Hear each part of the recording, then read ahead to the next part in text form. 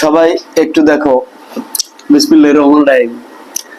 তোমরা জানো এই জিনিসটা কি? এই জিনিসটা কি? আবার এই জিনিসটাও কি? আমি যদি একটু এমন তেমন হতে পারে, তারপরেও আমি দিয়ে দিলাম যে মনে করো a ইকুয়াল টু হলো 10 আর এটা b ইকুয়াল টু কি 5, আর এইটার 4টে বাহুই সমান। 4টে বাহু কি সমান না? আর a ইকুয়াল টু মনে করে নিলাম 10। ওকে, আচ্ছা, তাহলে তুমি কিন্তু বুঝতে পারতেছো যে এই ক্ষেত্র, এগুলো কি ক্ষেত্র, কিন্তু বাহু কয়টা? 4টা। তাহলে 4টে বাহু দ্বারা আবদ্ধ ক্ষেত্রকে বলা হয় চতুর্ভুজ ক্ষেত্র। এখন এই চতুর্ভুজ ক্ষেত্রের মধ্যে আছে বর্গক্ষেত্র, আয়তক্ষেত্র, আবার সামান্তরিক ক্ষেত্র আছে, আবার ট্রাপিজিয়ামও আছে। আমরা আজকে এই আয়তক্ষেত্র এবং বর্গক্ষেত্র রিলেটেড অঙ্ক করব, তাই আমরা এই দুটো আঁকাইছি। কথা বুঝতে পারছি? এখন কথা হলো যে এটা আয়তক্ষেত্র আর এইটা বর্গক্ষেত্র। আয়তক্ষেত্রের দেখো এই বাহুটা আর এই বাহুটা সমান, আবার এই বাহুটা আর এই বাহুটা কি সমান, দ্যাটস মিন বিপরীত বাহুদ্বয় সমান। এবং এই যে দুটো কর্ণ, মনে করেন এই একটা কর্ণ, আবার এই একটা কর্ণ, কি এই দুটো কর্ণ পরস্পর সমান। এখানে সামান্তরিকের সাথে একটু পার্থক্য হবে এইরকম, হ্যাঁ এরকম। এখানে দেখেন এটাও 10 মিটার, এটাও 10 মিটার, তাহলে বিপরীত বাহু সমান। এটাও 5 মিটার, এটাও 5 মিটার, বিপরীত বাহু সমান। কিন্তু এই কর্ণটা হ্যাঁ বড়, আর এই কর্ণটা কি অবশ্যই ছোট। কথা ক্লিয়ার? তাহলে তোমার এই ক্ষেত্রগুলো সম্পর্কে একটা ধারণা এবং স্বচ্ছ ধারণা থাকতে হবে। এইগুলোই কিন্তু নৈর্ব্যক্তিকের বিষয়।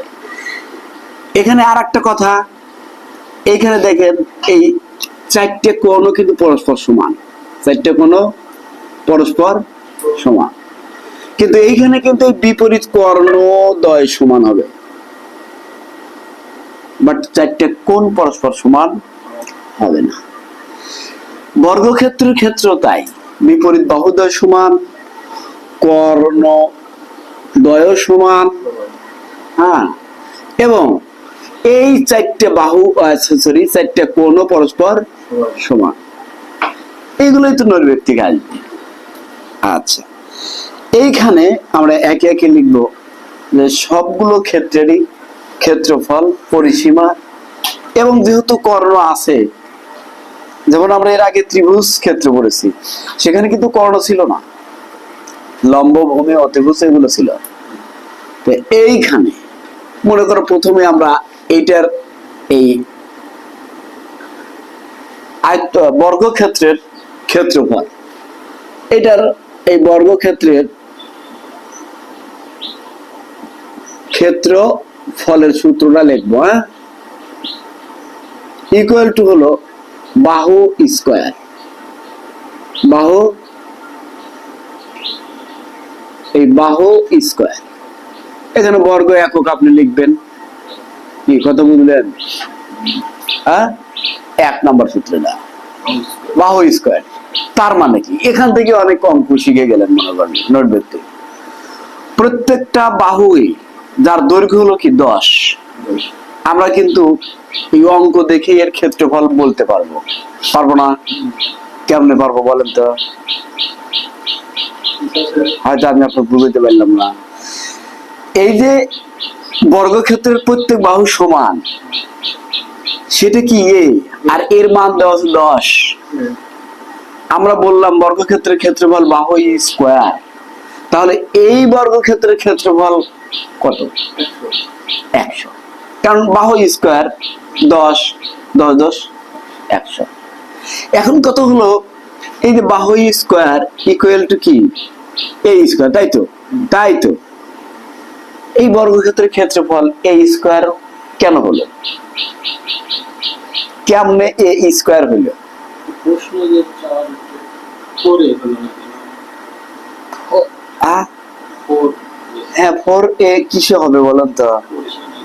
হ্যাঁ, আমি তো কেবল ক্ষেত্রফলে আছি, ক্ষেত্রফল তো আর 4 হবে না, আসবে। এটা ক্ষেত্রফল। আচ্ছা, নাম্বার 2। তারপরে আমরা শিখবো কি পরিসীমা। আমরা জানি পরিসীমাকে কি দ্বারা প্রকাশ করা হয়? 2s। তাই এই 2s লিখলেন। হ্যাঁ, এই 2s ইকুয়াল টু কি? দেখেন, আমরা যদি এখান থেকে শুরু করে এখানে যাই তাহলে একটা এ পাবো, প্লাস আবার এখান থেকে এখানে যাই আর একটা এ পাবো, আবার এখান থেকে এখানে যাই আর একটা এ পাবো, আবার এখান থেকে এখানে আসলে কি আর একটা এ পাবো। তার মানে কি পাইলাম? 4a। কি পাইলাম? 4a। তাহলে এই ক্ষেত্রটার পরিসীমা কত?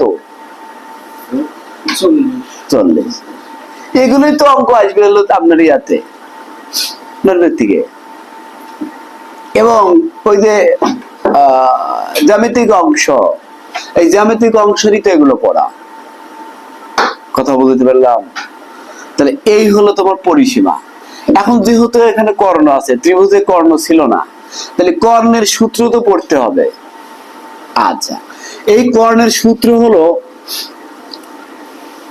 কর্ণ ইকুয়াল টু √2 গুণন এ, অর্থাৎ গুণন বাহু। √2 গুণন বাহু, মনে রাখতে হবে।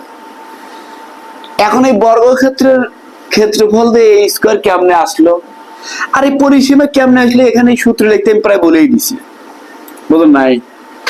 হ্যাঁ,